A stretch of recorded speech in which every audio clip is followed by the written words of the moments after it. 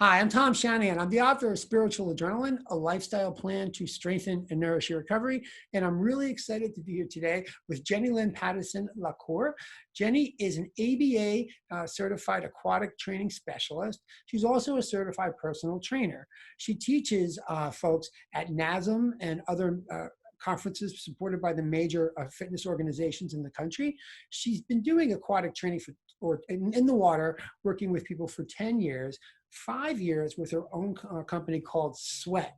Sweat is so cool, and I'm telling you this because I tried the class, okay? Sweat combines kickboxing, high intensity interval training, synchronized swim, and Pilates with strength training, and you're in the water. I've taken the class. It's no walk in the park. I've enjoyed it very much. And she's really well known in the field of aquatic training. And so she may be going, God willing, and given what's happening right now with quarantine, if you're able to travel, in October, she'll be heading to Australia to present on aquatic training as well. So Jenni, thank you so much for coming on to talk to the audience of Spiritual Adrenaline. Thank you so much for having me, Tom. It's a pleasure to be here. Thank you so much. And we're going to get back. You're someone who's in recovery, and you've been in recovery. You just celebrated your second anniversary. Congratulations. And I wanted everyone out there to be aware of that. But first, why don't you just give a little bit of background about yourself, what aquatic training is, and what the benefits of aquatic training it could be for people out there in the audience. So basically, I started off, I think, like several other people, but I was a swimmer most of my life and was also a gym rat.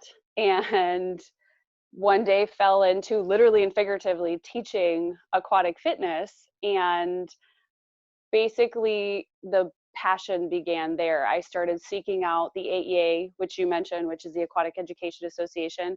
I became a specialist with them, and now I host my own workshops. I do conferences that I'm invited to.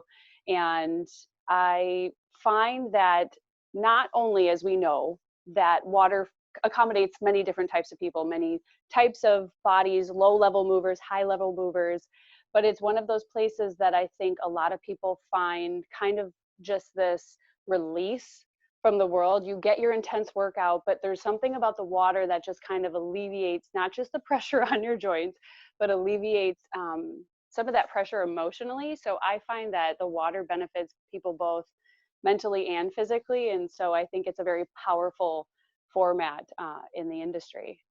You know, when I was growing up, my mom and my sister both did synchronized swim. And every year, except the YMCA, my dad, myself, and my cousin Nick, we'd go and see the show. And so for me, this association with water, workouts, and fitness, I reminded of the synchronized swim classes that my mom and my sister did. And so truth be told, we know each other from the gym. I've been to your classes and I've taken your classes. I was blown away by how intricate the movements were, about how you're able to combine the aspects of especially Pilates, which I'm a huge fan of, with strength training, you know, and all kinds of high interval training as well, because it was very challenging. And so, like, let's just talk about the integration of the various types of training and why doing it in the water.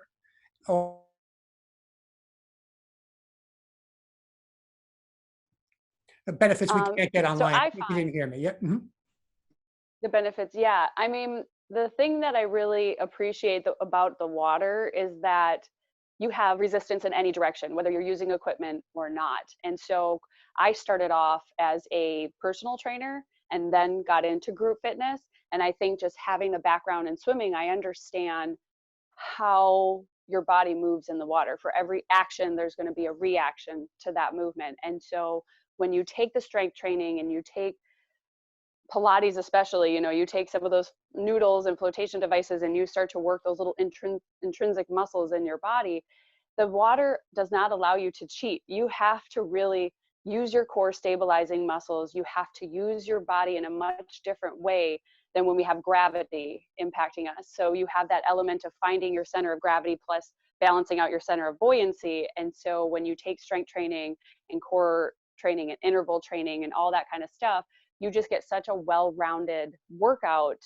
Plus, and I love to throw this in, water produces that hydrostatic pressure along your body, which allows more blood to flow to your muscles, which actually allows your muscles to work more efficiently. So you get such a huge benefit from the water itself, both like on the internal muscle as well as that external pushing and moving of water. Okay, and to the extent you can explain this, what is, when you have a class, oftentimes you'll post a video. I'm going to show a clip of it either now or on our promo.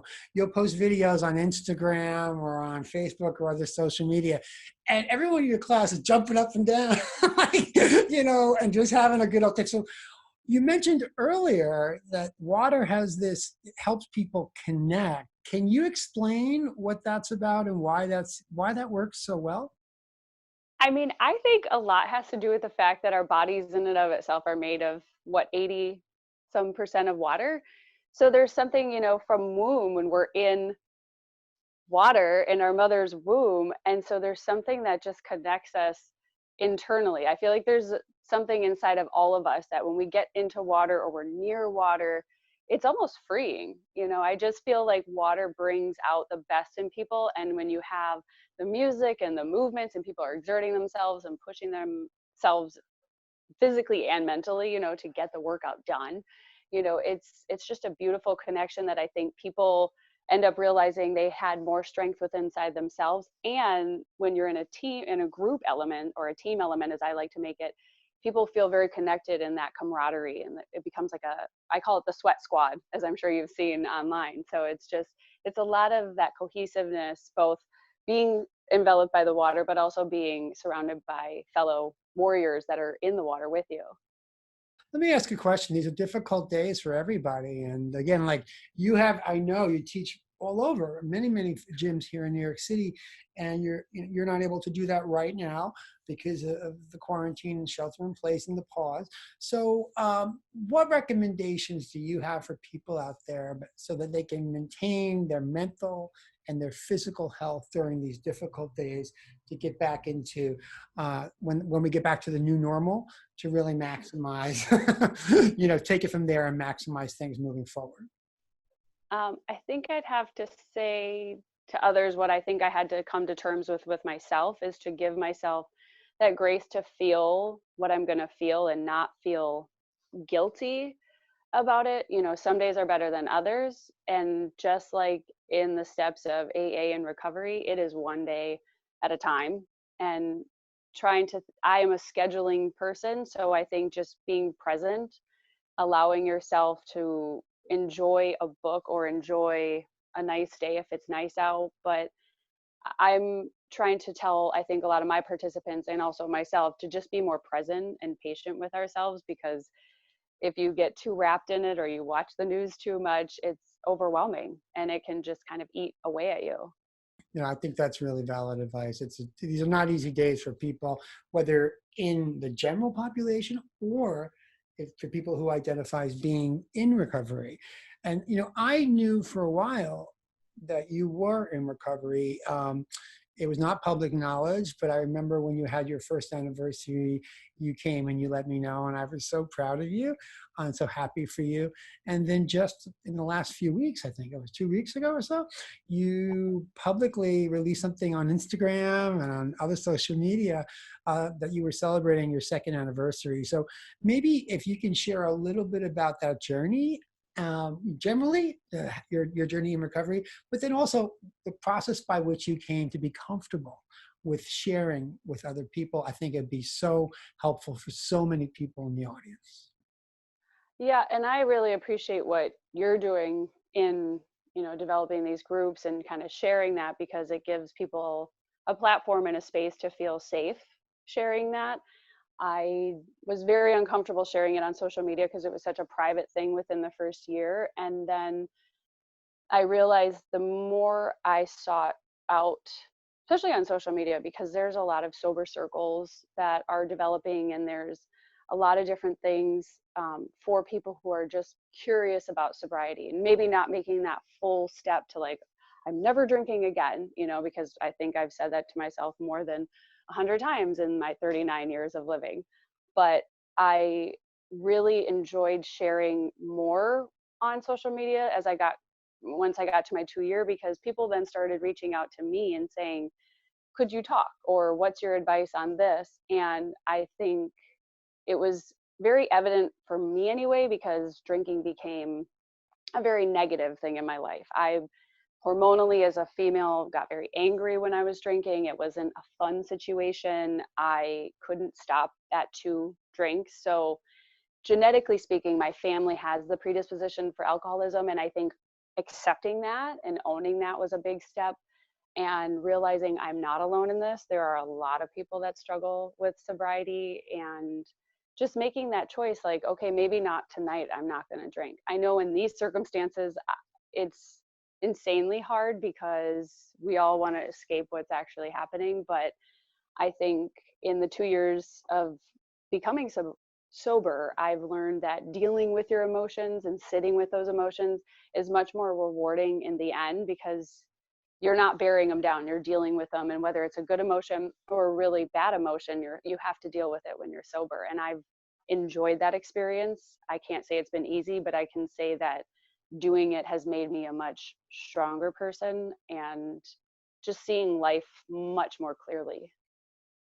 And then what about the transition from being private about it to openly sharing? What was the reaction from maybe folks out there who were in your classes, or maybe saw it and are in recovery, didn't know, or want to be in recovery and had questions for you? I'm fascinated. Yeah. I'm really looking forward to hearing what your answer is. I found that there were so many people that were already celebrating like 20 some years of sobriety, and like I didn't even know they were sober. And more people became curious. Like I mentioned, they would reach out to me, or they might try to catch me after class and say, I'm really happy for you, and I appreciate you posting that. I am, trying not to drink during the week. And so you can tell people have those little struggles with it. And I think setting yourself as an example can really spur other things. And social media can be such a great and an evil place all at the same time.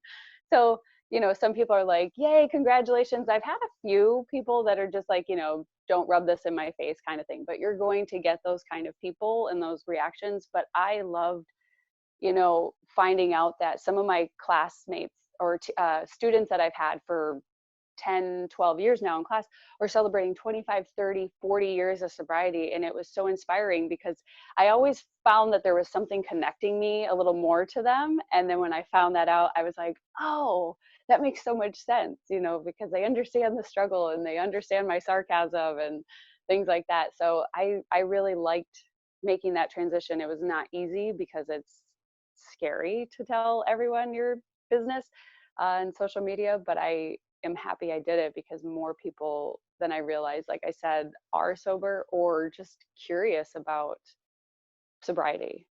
One of the things that you shared about when you announced your second anniversary was how supportive your husband was. I get emotional even when I talk about it, because I find that that's very true.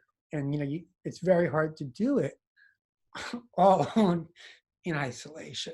So maybe you could share with the audience how your husband was, helpful to you, and just give some general advice for people who, on how being open with someone that you're in a relationship about what you're struggling with can really benefit both of the relationship and both of the people in it. Thankfully, my husband, Chris, hasn't been a big drinker his whole life, which has been very helpful. But it got to an ugly point in our marriage, because my drinking led to anger, which then got, put onto him. And it became very evident that, we were not going to make it if I continued, down this path. So I definitely chose the wise choice in, kind of choosing myself and him over the alcohol. But it's life-changing to have someone by your side, because I could not do it for many years. I definitely went to a lot of the meetings, and I met amazing people who I'm still in touch with now. And they, definitely cheered for me during a few relapses. But you really find that when you have the open communication in your relationship about how things are affecting you, and if it's affecting me, it's obviously going to affect him. So just having that open line of communication is so necessary, because a lot of times your partner will probably go sober with you if you tell them what the struggle is. And if they want that relationship with you, and they want to keep that strong connection, like, I think it's worth, going through the fight together. And he's been, like a savior, as I mentioned. He's definitely my rock in all of it. You're very lucky to have him. In my book, I write about the physiological differences between men and women, just in how we're biologically designed, and how it can be more difficult for women to both get sober and stay sober, but just for a whole host of reasons. So you're a woman who's now sober. You're a woman who understands the import of a healthy, active lifestyle, right, in your life. So what are the recommendations that you have for other women in the context of integrating exercise and nutrition, like a healthy lifestyle, into their overall approach to recovery? I can definitely say I've felt the difference in the last 2 years of sobriety. I go to a lot of conferences that talk about nutrition, and I try to educate myself as much as I can about, the good superfoods to eat, all the minerals and the vitamins. And I can definitely say that when you have a very healthy functioning liver, hormonally for women, we are much more balanced. My mental state balances out much better, especially around, that time of the month and all those kind of things. I remember vividly, coming off of hangovers and whatnot, and you just feel already so disoriented from the amount of hormones you have in you. And as we get older into our 30s, 40s, and 50s, everything changes. And it's, as we keep hearing from a lot of people, it doesn't get easier. So to me, it made much more sense from a health standpoint to get sober, because I wanted all my organs to work, better. And I think that's a big part of trying to help some of my clients who struggle with, balancing drinking out, is just really helping them check in and say, like, if you want to know what alcohol does to your body, go online, because you can actually Google it and it'll tell you what your liver has to go through. So I always just recommend to people, choose the healthier choice, as much as possible, because you're just going to feel the difference from a female standpoint, especially. But also from the point of view of just someone generally, why do you believe a healthy lifestyle of exercise and eating right helps enhance people's chances of success in recovery, and maybe help to prevent relapse, as a professional and also someone who's lived the lifestyle now? I can say as a professional and now being sober, that having a healthy exercise routine and a consistent balance of healthy, nutritious foods can keep you more consistent. That's something I know getting my workout in on a weekly basis has become much more important to me, instead of thinking about, okay, when's the next happy hour? When can I justify drinking at a normal hour, so to speak? Because I never felt like I got the full benefit from workouts when I was drinking, because I always felt like my body was still getting the rest of the alcohol out. So I can say, just getting yourself more on a consistent routine as far as eating, going to the markets. I really like the farmers markets, because you can really get a lot of healthy organic stuff there. But I think it's really going to aid your recovery just to be consistent and to show up, whether it's a class, you make friends with someone in the class and you hold each other accountable, or if you do recovery groups, there's always that way to hold each other accountable, or finding someone who wants to work out with you who's maybe in the same situation, because there's so many people that are looking for somebody to be held accountable with. All right. So again, I wanted to mention at the outset, I didn't mention, you were recently profiled on Channel 11 WPIX TV here in New York. So when we put this out, I'm going to put the link to that video so people can check that out. It's, here's what's great about it. It's good for you and it's so much fun. Like, that's the thing. Fun. And what I realized, tell me if I'm right or wrong, I'm much happier. It's so much more fun, and it's actually easier in the long term to live this way than it was the other way. It's not fun. People who glamorize it, it's not. It's It's not. And it's really hard.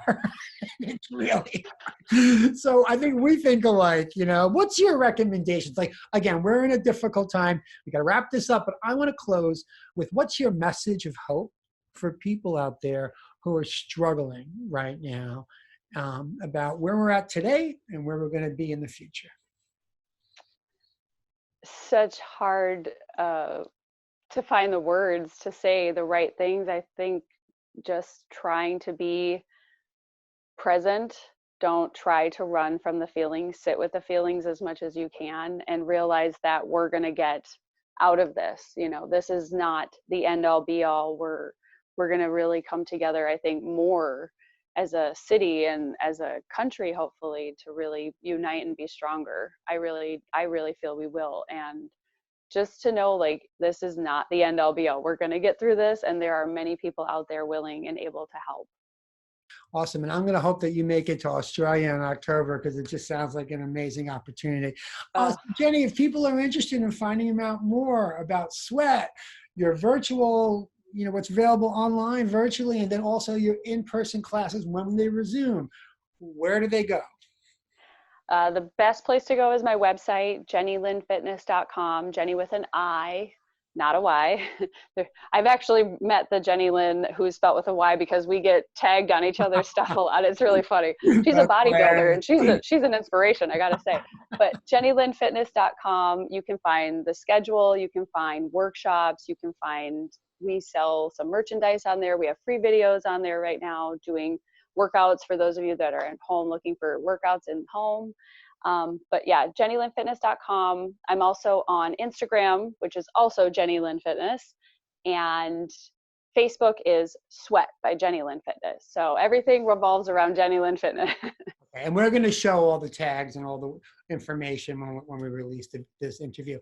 I want to thank you. I've been asking you to come on for a while, and I know that you've had a lot going on, both personally and professionally. Thank you so much. You are someone who's an inspiration. You make working out and staying sober fun. And so I just think that smile and the energy that you bring to everything you do will inspire a lot of people out there, especially ladies that are struggling, both with their sobriety and maybe also in their personal life. Thank you, thank you, thank you so much. I wish you all the best. Thank you so much for having me. It's been a pleasure.